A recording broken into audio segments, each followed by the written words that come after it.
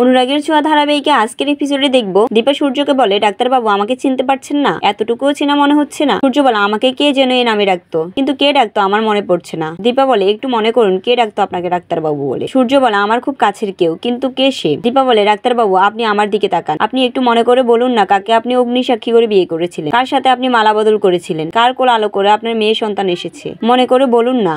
তখন সূর্য বলে উঠে, আমার ওয়াইফ। দীপা নাম জিজ্ঞেস করতে ঠিক তখনই উর্মি সেখানে চলে আসে। উর্মিকে দেখে মিস্টার শর্মা উর্মির পিছু পিছু এসে বলে, কি ব্যাপার উর্মি, আপনি এখানে কেন?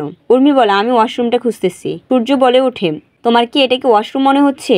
আমরা কি ওয়াশরুমে দাঁড়িয়ে কথা বলছি? এখানে কি করছো, যাও ওয়াশরুমে। উর্মি বলে উঠে, দাদাই আমাদের তো এখন যেতে হবে, বাড়িতে সোনা একা রয়েছে, আর আজকে তো আমাদের হ্যানিস্ট্রি ট্রেনিং এর দিন, না গেলে মিস হয়ে যাবে। তখন সূর্য বলে, এটা তো আমার মনে ছিল না। সূর্য দীপাকে বলে, আমাকে এখন যেতে হবে। বন্ধুরা আজকের আপডেট এই পর্যন্তই। ভিডিওটি ভালো লাগলে চ্যানেলটি সাবস্ক্রাইব করে পাশে থাকবেন। ধন্যবাদ সবাইকে।